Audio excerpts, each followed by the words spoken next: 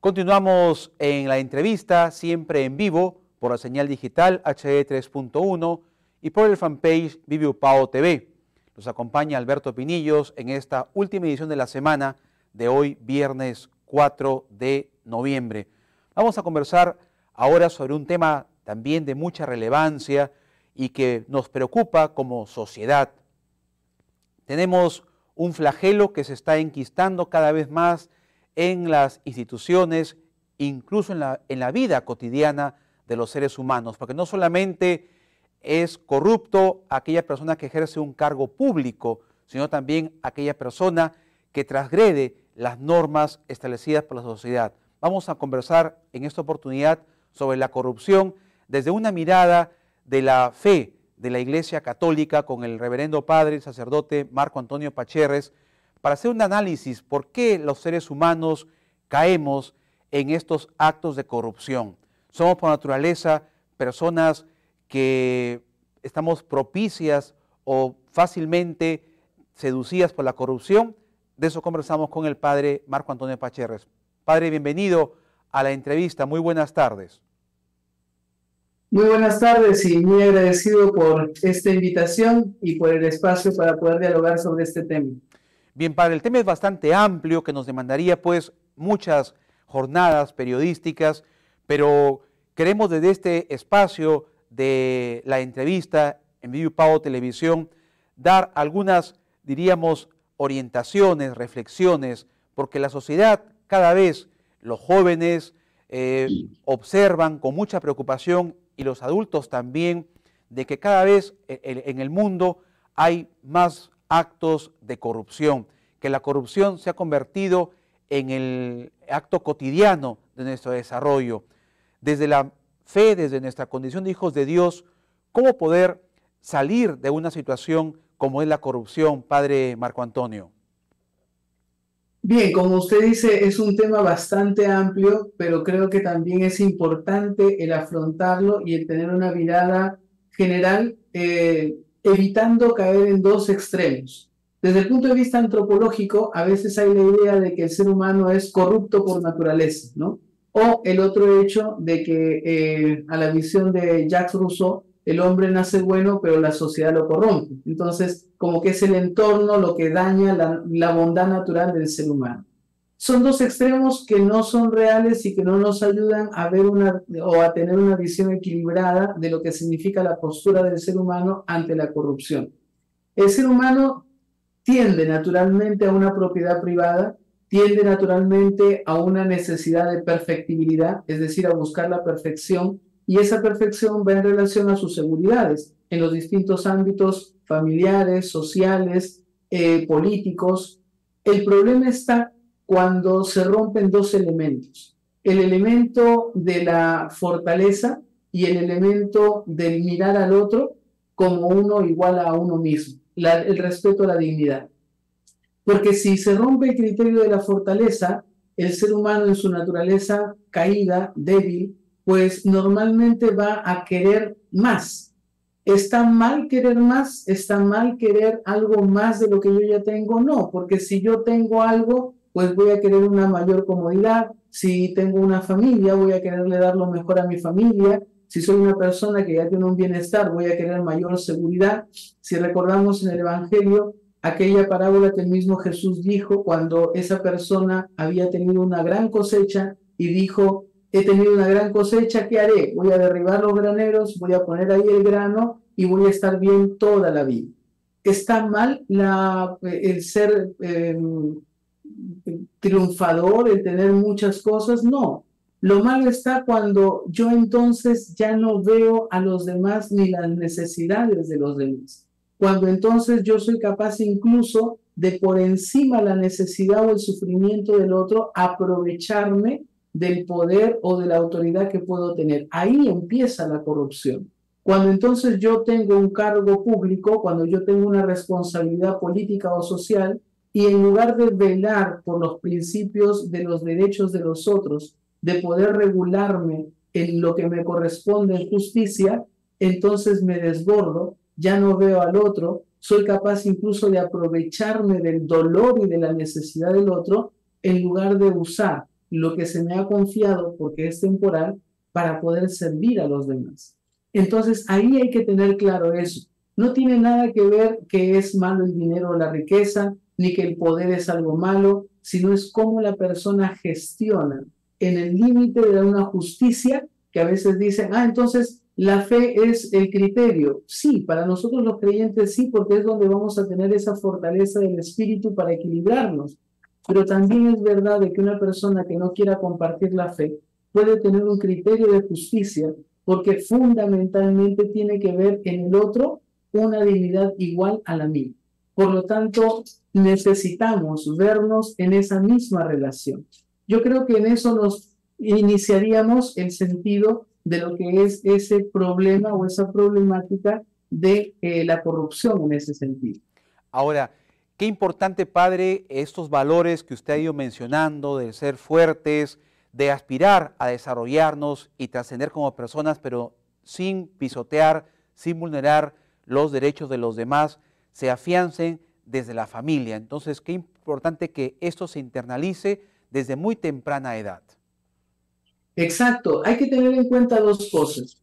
Los valores personales se forjan en el hogar, los valores sociales se forjan en la escuela. A veces esa pequeña línea la hemos olvidado y hemos desbordado al hecho que no, en el colegio le enseñan esto, en el colegio le enseñan lo otro. En el hogar es donde se empieza el respeto, la valoración, la veracidad.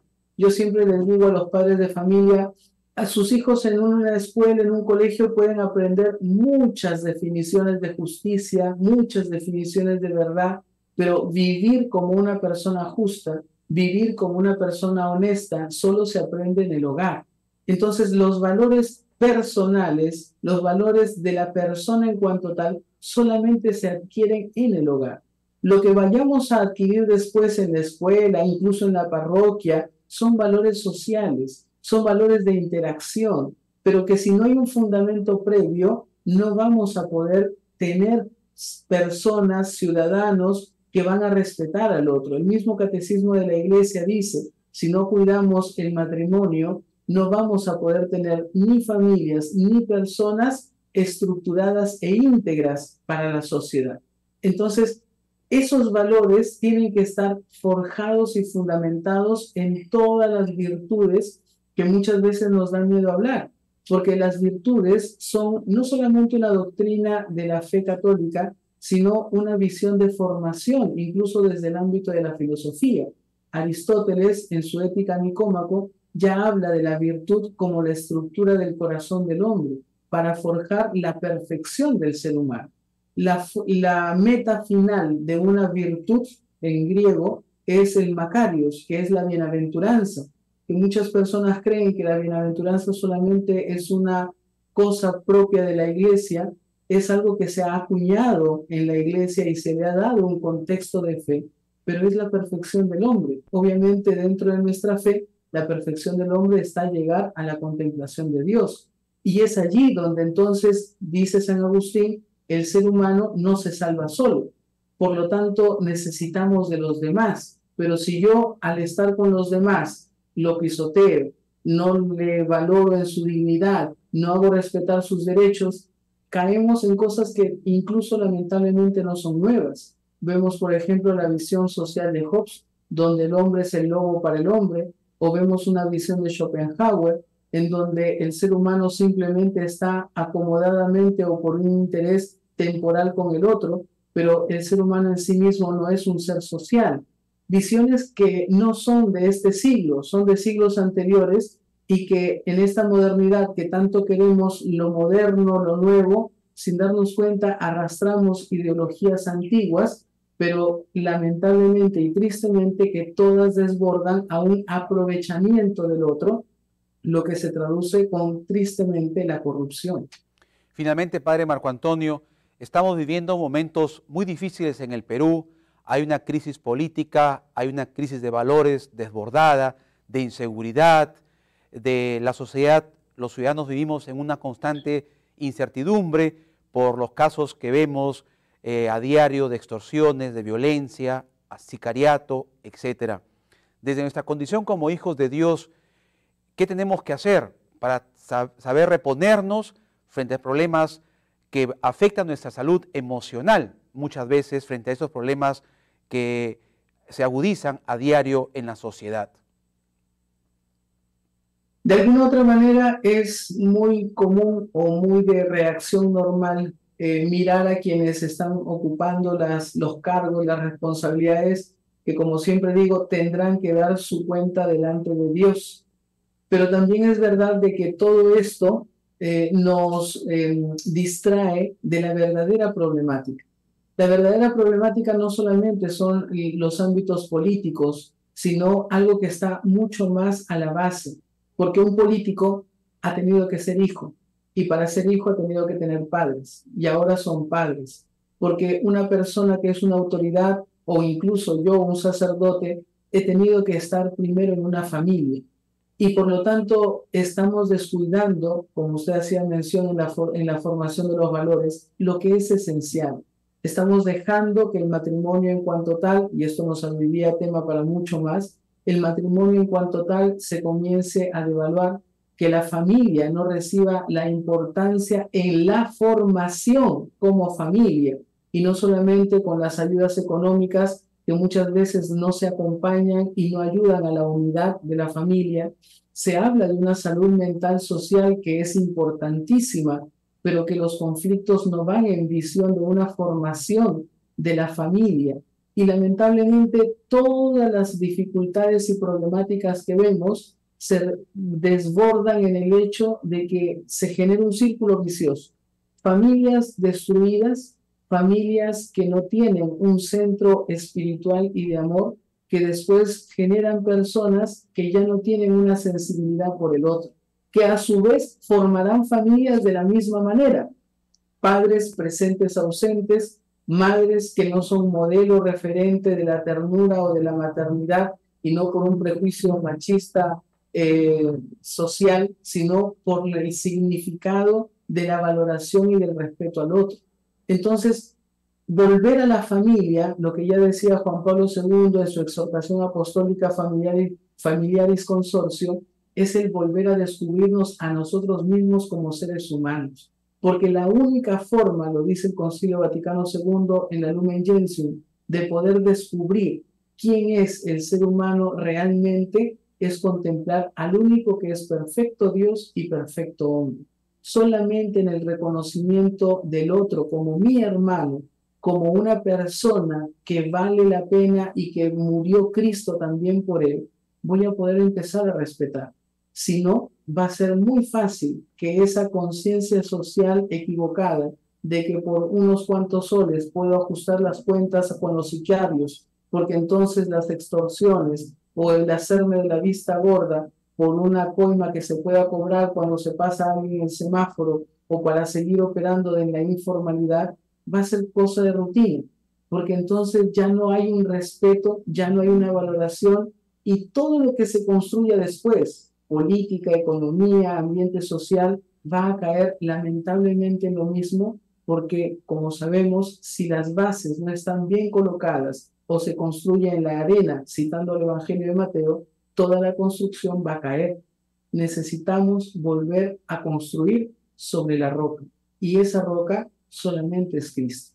Conforme, Padre. Muy amable el Padre Marco Antonio Pacherres, tiene estas reflexiones tan importantes respecto a lo que estamos conversando. Hemos analizado la tarde de hoy la corrupción desde una mirada de nuestra fe. Gracias, Padre. Muy buenas tardes. Gracias, y hasta una próxima oportunidad. Gracias. Dios bendiga. Gracias. De esta manera hemos llegado a la parte final de la entrevista. Agradecemos a todos ustedes por la sintonía. Recuerde que es buen fin de semana. Dese un espacio para realizar alguna actividad siempre en familia, cultural, recreativa, deportiva, que ayuda mucho a fortalecer su salud emocional y a saber respetarse y convivir siempre en un clima de armonía. Gracias, nos reencontramos el día lunes. Buenas tardes.